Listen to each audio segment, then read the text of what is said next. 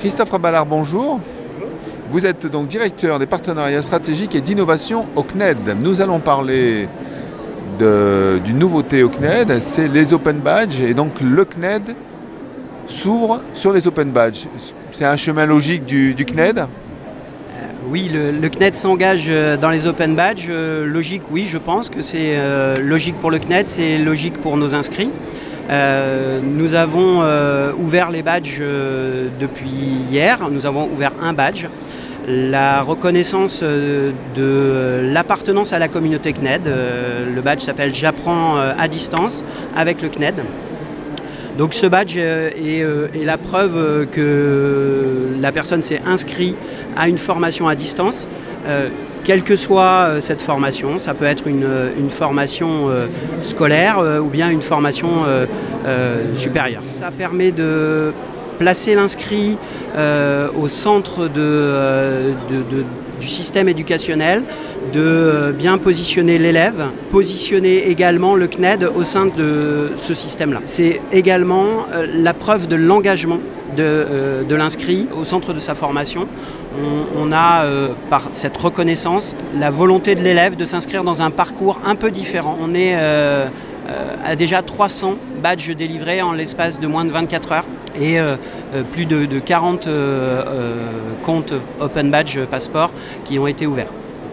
C'est une vraie réussite pour une première journée, mais l'objectif est évidemment d'aller bien plus loin et de développer d'autres badges. Alors, tout d'abord, le badge, il ne vient pas remplacer quelque chose, hein, il vient en supplément, il vient reconnaître d'autres compétences ou reconnaître différemment les compétences, il vient nuancer un parcours.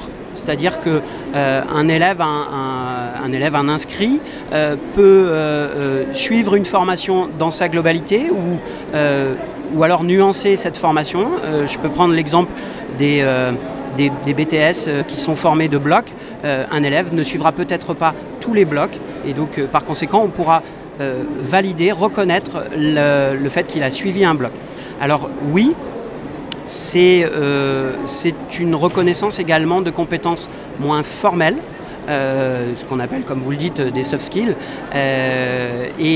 Notamment, on peut penser, dans le cadre d'un enseignement à distance, à la reconnaissance de l'autonomie, de la persévérance, de l'engagement, de la participation, puisqu'on peut aussi travailler sur le travail lors de classes virtuelles ou de forums et ainsi qualifier l'activité de l'élève dans le cadre de ces regroupements. Donc c'est un ensemble, mais encore une fois, ça ne vient pas en remplacement, ça vient vraiment en plus pour nuancer le parcours. Il y a un sujet très à la mode qui est la gamification aussi. Donc la gamification va, pour certains inscrits, appeler la motivation. Cette motivation, ça va peut-être être un élément de la motivation, mais on a tout un système d'accompagnement derrière qui doit aussi maintenir cette motivation. Encore une fois, c'est aussi pour permettre de qualifier les parcours de chaque élève, puisque encore plus à distance, le parcours de l'élève peut être un peu différent. Il a plus le choix qu'en présence et par conséquent, son parcours peut être, par le biais de ces badges, plus qualifié et plus structuré, plus interrogé également. Parce que si on reprend l'ensemble de nos formations, c'est-à-dire à peu près 250 formations, voilà, il peut y avoir énormément de déclinaisons. La première déclinaison qu'on imagine, elle est plutôt sur des compétences transverses qui vont toucher peut-être pas les 250 formations, mais un grand nombre de nos formations, sur des compétences, comme je vous l'ai dit tout à l'heure, qui seraient plus liées à l'enseignement à distance et qui seraient plus des compétences type soft skills, donc l'engagement, comme je disais tout à l'heure, l'autonomie et d'autres encore.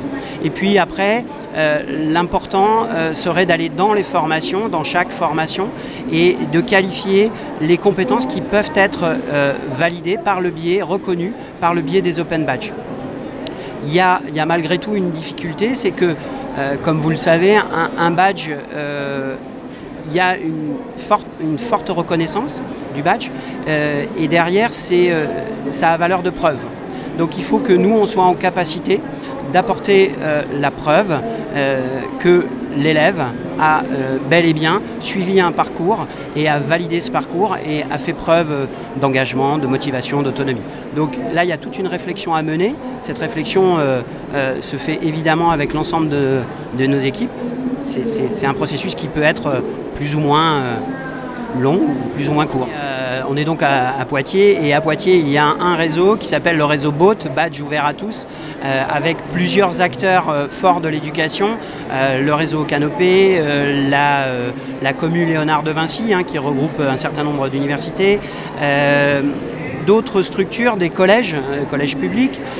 Donc je crois que c'est tout à fait la représentation de finalement ce qu'est le réseau des badges et ce que le CNED vient intégrer.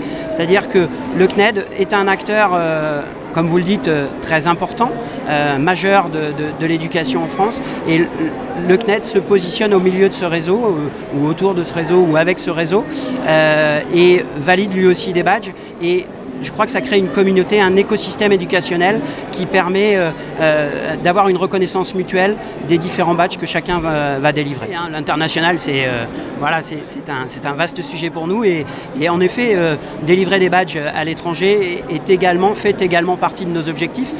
Comme je le disais tout à l'heure, délivrer des badges pour chaque formation, c'est un objectif. Donc par conséquent, comme on délivre des formations à l'international, forcément, on va délivrer des badges à l'international. Il aura cette valeur du réseau qui donne un badge et qui reconnaît la valeur d'un inscrit. Et puis, moi je pense qu'il y a un autre élément qui est aussi important en lien avec cette internationalité, c'est le lien avec l'employabilité.